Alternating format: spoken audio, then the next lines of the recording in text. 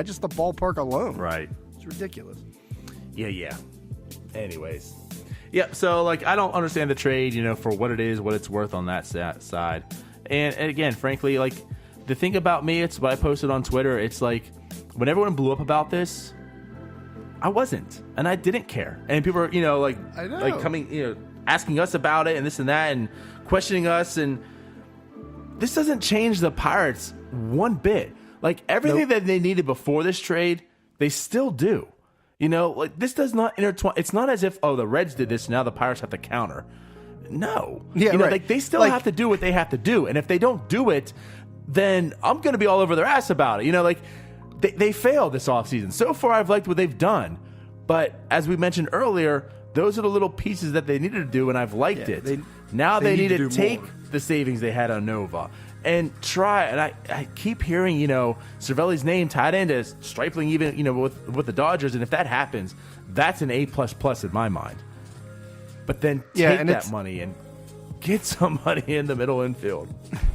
It's not like Huntington. They sat down in the office and came up with the offseason game plan of what they want. We're going to go after Chisenhall. We're going to make a trade for the Indians. And then, like, this trade came down, and Huntington was like, "Oh my God, we got to change it all!" Like, right? No, they're not pivoting and like looking for something else because the Reds went out and made this deal. Like, great, the Reds made this deal. We'll see how it goes for them. I'm not really sure what they're doing. It's kind of a head scratcher. Mm-hmm. They might be a couple games better this year, but what about the year after? But it really doesn't affect the Pirates one way or the other. And somebody said, well, the Pirates had so many, they beat up on the Reds. They have to because it's the worst team in the division. But now they're not going to beat up on them as much. Okay, like, they usually never beat up on the Reds. Look at the, until now this Billy past Hamilton's gone. Well, that's true, too, so that helps. So it's a wash. Until this past year, we were always terrible against the Reds. So we never beat them. So it's like, they didn't win 82 games this year just beating up bad teams. Like, they played good against other teams. They played very well in interleague as well. So it's not just, oh my God, the Reds are good now. They're in a tough division. It sucks. They've been in a tough division. Then the Reds are, I guess, trying to get better. So, look, and I said this too, it's not the Pirates' fault. Like, they're stuck in a division that's very competitive. It's, sorry, we can't be in the AL Central where there's 3 teams tanking, like actively tanking. Like, that would be nice. Right. But it's just not, we're not. Yeah, I mean, it's a very competitive. And that's what you can't control it. I look at this, this deal as made, and it's like, I mean, like, it's stupid. I still think it's stupid for the Reds, but kudos, like, it makes it a little better. Like, this is even going to be more competitive division, which it hurts everybody, and that's what got me when everyone's like, oh, well, this directly affects the Pirates because they're losing all these games now, right? Because the Reds got better. Wow. Well, just like you said, that's what we're breaking down. Does this make this team maybe 3 wins better? That means they're gaining 3 wins over the course of a season. That doesn't mean they're taking 3 wins directly from the Pirates. You know what I mean? Like, over the course of the season, does that mean like they're taking maybe 0.4 wins from the Pirates? That's what it's breaking down to. Because they're taking 2 from the Pirates, and that means they're taking 1 from the Cubs, they're taking 1 from the Brewers, they're taking 1 from, the Cardinals, and they're taking 1 from the Mets. You know what I mean? Like, that's not how this works. So, yeah, it makes them better, but, okay, does that take maybe a half a win from the Pirates? Probably. That's the breakdown of this. Because it's hurting everyone else in that division, too. Equally. So, again, the Pirates just have to do what they've needed to do all along. That's it. Right. This hasn't changed the plan one way or the other. Anyways. No, I'm with you. I mean, to me, it hasn't. I was, not many things. I wouldn't say I was shocked by it, but it really did surprise me, like the reaction of, Pirates Twitter over a trade by the Reds, the 67-win Reds from last year. You would have thought they got Harper or something. Yeah, and it's like, what's weird, you know what? Like, everyone's looking at this trade and like it doomed the Pirates. And I honestly, I look at everything the NL East has done and says that dooms the Pirates because that's where your wild cards are coming from. We're not. Yeah. I'm not worried about the Reds and what they did. I'm worried about what the Mets have now done and the Phillies what they're going to end up doing and what the Nationals are doing. That's actually who I'm worried about. Reds don't mean anything to me. This trade, nothing. Right. So, yeah, people were like surprised when we were like, okay, I don't really have an opinion on it one way or the other. And it's like, how could you not? They went out and made a move. The Pirates didn't. It's like, yeah, and that's the other aspect of it. Like, that's what got me too. Is they made. Like, it doesn't matter who made the move first, and that's why I put that tweet out there. Just a friendly reminder that between the Brewers and the Cubs, they've combined with Daniel Descalso. And it's not the fact that they don't need to make moves because they're good. Which, by the way, those are the same people saying that the '98 team didn't add, right? So those teams don't need to make moves because they're good. Well, so was the '98 win team from the Pirates, and they got hammered for not making the moves. But anyway, I digress. The whole point of that was just simply to state and show how there's a ton of people out there because people haven't made their moves yet. That's why if there was only like a few free agents left, now I'm in super panic mode because all these teams have gotten better. But the fact is, pretty much everyone's the same as they were in November. Not many teams have really made a ton of moves. So just because the Reds made the move on this date doesn't mean, the Pirates are done. They can make their move in January. And here we are back to even on the deals, on the moves tracker. So it doesn't really matter when the deals move. Stop by the end of March into April, and then we can, dissect everything and see what happens and where the team's at. Right. And how many times, and I'm not saying the Reds have won the offseason, like how many times have we seen teams where Padres, it's like, the Marlins, right, the Angels. The Angels. Look at the Angels offseason last year. Everybody was so high on them, and where'd they go? They're in the same spot. The Angels have Mike Trout, and they have the best player in the game. Playoffs. They have the best player in the game. And then they picked up a guy that can do both pitch and hit and do it pretty well, Rookie of the Year, and they still didn't go anywhere. So, it's funny. Here's a hot take for me real quick right now. Sweet. That's the Phillies this upcoming year. Like, I'm booking it. The Phillies are out there, and they're gonna spend ridiculous amounts of money, right? They're going to be the Nationals next year. They're going to be a team that everyone looks up and go, oh, my God, this is so good, and they're not making the playoffs next year. I'm calling it right now. The Phillies aren't making the playoffs. Stop taking Carlos Santana and then flipping them to the Indians, and stop bailing these teams out. That Carlos Santana signing never made sense for the Phillies. It still doesn't, and they were able to, give up the contract and get something for him.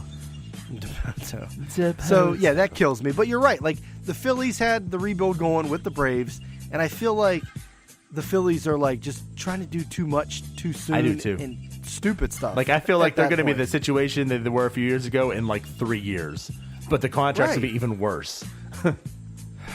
Yeah, and it gets, it's just, maybe that's a topic for another day about payroll. And payroll goes into, we talk about the small market cycle. Payrolls go into cycles as well. We saw it with the Astros years ago. Well, they had the highest thing up. They decided to rebuild. It went down, and then they're building it back up. The Phillies were in a terrible spot. They had to just basically, gut everything and start over. And it's like the Pirates are, say what you will about the payroll, but it's like they're trying to avoid that as much, and trying to stay, I guess, even kill and low money and cheap. Well, and this is, coming off, of course, apologists, but the other aspect of that, Ryan, is the two teams you mentioned are in the biggest markets. They can have that huge fluctuation because they can spend the $200 million, when need be. But I'm saying even that would be like the Pirates spending $100 million and then going back down to 20 this upcoming year. That just can't happen. Right. And again, I know it sounds apologist, but it just is what it is. The Astros and Phillies can spend tons of money. And that's the thing. Even those teams, when they get to a certain point, they have to just gut it and start over. And it's at least the Pirates in the small market mentality, they can't do that, which is probably a good thing for them because that would take forever to gut it from a Pirate standpoint. Could you imagine? Because they can't go out and just pick up a $20 and a $30 million free agent. I'll put it this way. It's not that they can't. They probably could if they bought him out and did that. It's just when that Jason Hayward, right, turns into a pumpkin, the Pirates can't afford to have that because that's $30 million of their cap. Right now, that's what I'm saying. Over 30% of the payroll into a player that's lost. So now you're really working with a $70 million payroll because of that. And that's just the thing. Those kind of contracts would just cripple the Pirates if it went wrong. That's the huge risk for them. They could do it. They could do anything they want, but they can't do it. That's what we're saying. Right. It's just, if it goes south, even if it doesn't go south, but eventually it will. That's why I've said on the show too, like, if the Marlins ended up with Pujols, I mean, they were in on it. They wanted that big fish. If the Marlins got Pujols, I don't think they'd be in Miami too soon. I don't think Jeter's even buying that. You know, like, they're so lucky they didn't, because they would have been so crippled by that contract, you know? Luckily for them, they didn't get Pujols. And look, I mean, the Cardinals, you know, they let him walk. They didn't get anything for him.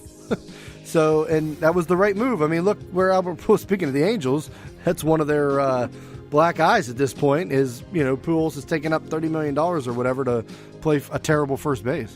Yep. So, anyway, you want to move on? I guess. We can get into our little New Year's Second resolutions, and last Donardo. segment of the podcast. Yeah, we're not talking about much today. No, since it's New Year's, obviously, figured we'd get into some New Year's resolutions. So, I have a beer, Donardo. I don't know what you're drinking, but Donardo didn't want to start too early. I actually don't have a beer right now. I still have some leftover Crown Vanilla. That's terrible. It's still as still much leftover because I drank a lot more than I had expected I would need to that night. 6 full shots. I went 0 for 6 on our trivia. That was real impressive. That's what I was just gonna say. I'm like, are you still reeling from your shots on Thursday night? That did not. Is that what you went? Go well. You went 0 for 6. I went 0 for 6, Ryan. Make North Shore 9 great again. I watched the first, I think, 3, and I know you were 0 for 3, but that's brutal, man. It's very, very brutal. He's very brutal. Well, anyway, so no, we're not doing shots or anything, but we're going to just kind of go back and forth, and figured we'd take some Pirate players or Pirate coaches, maybe front office members, and kind of speculate on what their New Year's resolutions should be or could be. All right. So, yeah. Do you want to start this show? You know what? I'll start it off then. So my first one is it's Starling Marte. I think Starling Marte, his resolution this year is obviously, you're right, he needs to stop being a liability. This guy is he's horrible. You know, coming off a 3.7 WAR season, he's got to stop holding the Pirates back. You know, that great defense you see out there, the bat, the speed, he's got to just stop being a liability. You know, he's just never on the field, just doesn't do anything, eats a spot in that lineup. Again, the 3.7 WAR, he's basically been Bryce Harper without the MVP season. Look it up. Take Bryce Harper's MVP season out there, stack him and Starling Marte up. They're the same player, but Starling Marte is going to get a liability tag, and Bryce Harper's going to get $500 million. He needs to stop being a liability. Actually do something this year, Starling. That's right. And you can buy the liability shirt at NorthShore9.com. All right, so I'm going to stay in the outfield with my first one, as we're going to go to Gregory Polanco. Now, Gregory Polanco currently, I guess he's still on the DL, on like 60-day DL or whatever, whenever they start that. But, currently injured. We don't know, when we're going to expect him back.